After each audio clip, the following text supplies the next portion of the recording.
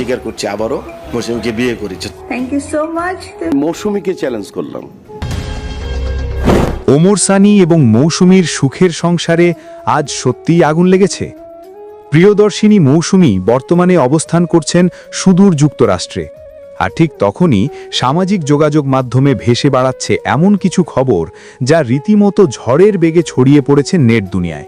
বিয়ে করেছে, কন্ট্রাক্টে বিয়ে করছে, হাজবেন্ড থাকলে অসুবিধা নেই। হাসান ভাই, আপনি নাকি মৌসুমী আমাকে বিয়ে করেছেন? প্রশ্ন উঠছে, কেন মৌসুমী হঠাৎ করে হাসান জাহাঙ্গীরকে বিয়ে করলেন? আর এই খবর শুনে কেনই বা কান্নায় ভেঙে পড়লেন অভিনেতা ওমর সানি? ঘটনার শুরু হয় পরিচালক হাসান জাহাঙ্গীরের একটি বিস্ফোরক দাবির মাধ্যমে। তিনি গণমাধ্যমে সরাসরি জানিয়েছেন, মৌসুমী যুক্তরাষ্ট্রে যাওয়ার পর থেকেই তাদের মধ্যে সখ্যতা বাড়ে। আমি মৌসুমীকে বিয়ে করলে আপনি খুশি হবেন? হ্যাঁ করছি, খুশি। নাটক এবং ওয়েব ফিল্মে একসাথে কাজ করতে গিয়ে সেই বন্ধুত্ব রূপ নেয় ঘনিষ্ঠতায়। এক পর্যায়ে তারা নাকি গোপনেই বিবাহ বন্ধনে আবদ্ধ হন। হাসান জাহাঙ্গীর অত্যন্ত আত্মবিশ্বাসের সাথে দাবি করেছেন, তিনি আবারও ওমর সানির সামনেই মৌসুমীকে ঘটা করে বিয়ে করার সাহস রাখেন। এমনকি মৌসুমীর ব্যক্তিত্ব এবং রূপ নিয়ে তার রসালো মন্তব্যগুলো ভক্তদের মনে চরম বিরক্তির সৃষ্টি করেছে। অন্যদিকে এই খবর যখন দেশজুড়ে তোলপাড় সৃষ্টি করেছে, তখন ওমর সানিকে দেখা গেছে সম্পূর্ণ অন্য এক রূপে। জীবনের এই চরম দুঃসময়ে তিনি বেছে নিয়েছেন আল্লাহর পথ। সম্প্রতি মক্কায় ওমরা পালন করতে গিয়ে পবিত্র কাবার সামনে দাঁড়িয়ে অঝরে কাঁদতে দেখা গেছে তাকে। দুই হাত তুলে ফরিয়াদ জানিয়েছেন যেন তার প্রিয়তমা স্ত্রীকে তিনি ফিরে পান। তার সেই আর্তনাদ ভরা ভিডিওটি দেখে ভক্তদের চোখ ভিজে উঠেছে।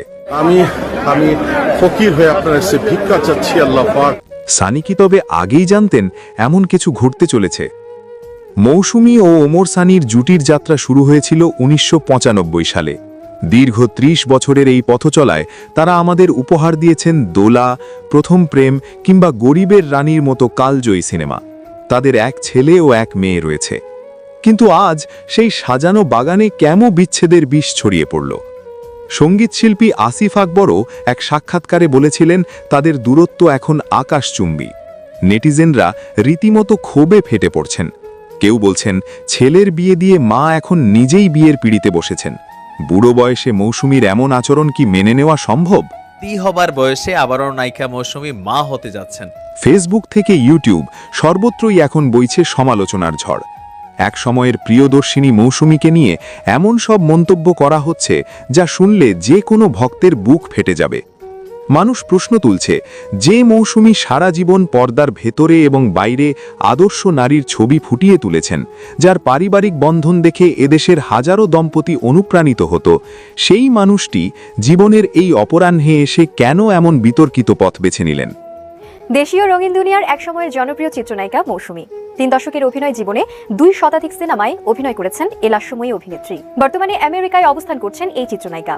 18 নভেম্বর আমেরিকার ফ্যামিলি কোর্টে বিকেল 3:40 2 বছরের চুক্তিতে নির্মাতা ও অভিনেতা হাসান জাহাঙ্গীরকে বিয়ে করেছেন মৌসুমী। নেটিজেনদের একজন লিখেছেন, যেখানে নাতিনি বা নাতির মুখ দেখার কথা, সেখানে তিনি নিজে নতুন করে বিয়ের পিঁড়িতে বসার স্বপ্ন দেখছেন। এ কি কোনো সুস্থ মস্তিষ্কের কাজ?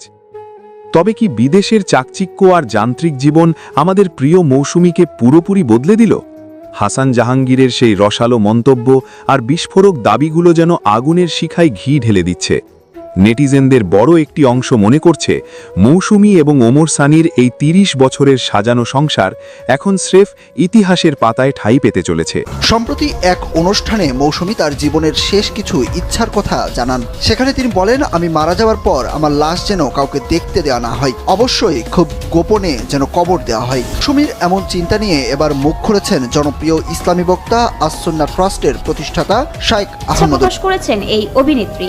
সেই তালিকায় আছে মারা যাওয়ার পর তার লাশ যেন কাউকে দেখতে দেওয়া না হয়, দর্শকদের কাছে থাকা ছবি ডিলিট করা সহ বেশ কয়েকটি বিষয়। একটি বেসরকারি টেলিভিশনে 13টি প্রশ্ন শিরোনামের আয়োজনে এমন ইচ্ছার কথা জানিয়েছেন এই চিত্রনায়িকা। উক্ত অনুষ্ঠানে উপস্থাপক শাহরিয়া নাজিম জয় প্রশ্ন রাখেন, ক্যামেরার সামনে শেষ কথা হলে সেটি কি বলতে চান? এমন প্রশ্নে মৌসুমী বলেছেন, প্রথমত আমি বলবো, আমি যদি মরে যাই আমার সব ভুলের জন্য ক্ষমা চাই সবার কাছে, ক্ষমা করে দেবেন। আমার কয়েকটি ইচ্ছে আছে। একটি হলো আমি মারা যাবার পর আমার লাশ যেন কাউকে দেখতে দেওয়া না হয়। যেন খুব সিক্রেটলি কবর দেওয়া হয়। জানাজা হবে, কিন্তু আমি চাই না আমাকে আর কেউ দেখুক। মৃত্যুর আগে হজে যাওয়ার ইচ্ছার কথা জানিয়ে মৌসুমী বলেন, আমি মারা যাবার আগে বড় হজ করতে চাই, আমি যেন হজ করতে পারি, সেজন্য সবাই দোয়া করবেন। ওই প্রশ্নের উত্তরে মৌসুমী আরও বলেন, আমি মারা যাবার পর টিভিতে ধুমধারাক্কা ছবি এবং দর্শকদের কাছে অনেক ছবি রয়ে যাবে, সেগুলো ডিলিট করে দিবেন। তবে ছবি যদি সংগ্রহ করতে হয় তাহলে মৌসুমী আর্কাইভে আলাদাভাবে সংরক্ষণ করতে হবে। সেখানে সবাই আমার সব কিছু জমা দিয়ে দিবেন। যদি ভবিষ্যৎ প্রজন্মের জন্য আমার কোনো কাজ মনে হয় আর্কাইভে রাখলে ভালো হবে বা গবেষণার কাজে আসবে, তবে সেই উদ্দেশ্যেই ছবিগুলো সংরক্ষণ হবে। অবশ্যই বাছাইকৃত ছবিগুলো জমা দেওয়া হবে। এছাড়া অন্য সব কিছু ডিলিট করে দিলে ভালো হবে। এক সময়ের হিট এই নায়িকা আরও বলেন, এছাড়া আমার কিছু উদ্দেশ্য রয়েছে, যেমন আমার সাংগঠনিকভাবে মৌসুমী ওয়েলফেয়ারের মাধ্যমে যেসব কাজ করার উদ্দেশ্য রয়েছে, আমার সব ভক্তকে অনুরোধ করব এটাকে সবসময় সচল রাখার জন্য। মৌসুমীর এই সাক্ষাৎকার তার ভক্তদের মনে বিরূপ প্রতিক্রিয়ার সৃষ্টি করেছে। অনেকে মৌসুমীর এই ইচ্ছে পূরণ হোক বলে শুভকামনা জানিয়েছেন, আবার অনেকে এর বিপক্ষেও কথা বলেছেন। নেটিজেনদের মধ্যেও নানা রকম প্রতিক্রিয়া দেখা গেছে। কেউ কেউ বলছেন সারা জীবন সিনেমা করে এখন এসে এসব কথা বলার মানে কি, আবার অনেকে বলছেন আল্লাহর রহমতে মৌসুমীর চাওয়া পূরণ হোক। ঢাকাই সিনেমার সফলতম নায়িকা মৌসুমী, 3 দশকের বর্ণিল ক্যারিয়ার তার। অভিনয় করেছেন সমসাময়িক প্রায় সব নায়কের সাথে, তবে এখন সিনেমায় সেভাবে পাওয়া যায় না এই অভিনেত্রীকে। পরিবার ও ব্যক্তিজীবন নিয়েই ব্যস্ত থাকেন মৌসুমী। এই সময়টাতে তার মনে জায়গা করে নিয়েছে মৃত্যু চিন্তাও। সম্প্রতি এক অনুষ্ঠানে মৌসুমী তার জীবনের শেষ কিছু ইচ্ছার কথা জানান। সেখানে তিনি বলেন, আমি মারা যাওয়ার পর আমার লাশ যেন কাউকে দেখতে দেওয়া না হয়, অবশ্যই খুব গোপনে যেন কবর দেওয়া হয়। মৌসুমীর এমন চিন্তা নিয়ে এবার মুখ খুলেছেন জনপ্রিয় ইসলামী বক্তা আস-সুন্নাহ ট্রাস্টের প্রতিষ্ঠাতা শাইখ আহমদুল্লাহ। বুধবার তার ভেরিফাইড ফেসবুকে একটি দীর্ঘ স্ট্যাটাসে বিষয়টি তুলে ধরেন তিনি।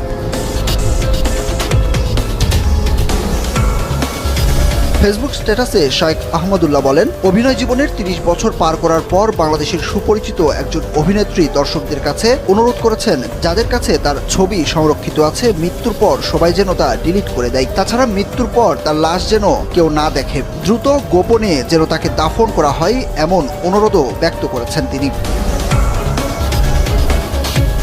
গত কয়েক বছর ধরে এদেশের সর্বসাধারণের মধ্যে দিন পালনের যে আকাঙ্ক্ষা পরিলক্ষিত হচ্ছে, এই ঘটনা তারই পরম্পরা। আলোচিত এই নায়িকা স্টুডিওতে বসে ক্যামেরার সামনে যখন কথাগুলো বলেন, তখন ক্যামেরার পেছনে কোনো ক্যামেরাম্যান ছিল না। নায়িকাকে নির্জনে বিশেষ কিছু কথা বলার জন্য উপস্থাপক বেরিয়ে গিয়েছিলেন স্টুডিও থেকে, উল্লেখ করা হয় ওই স্ট্যাটাসে।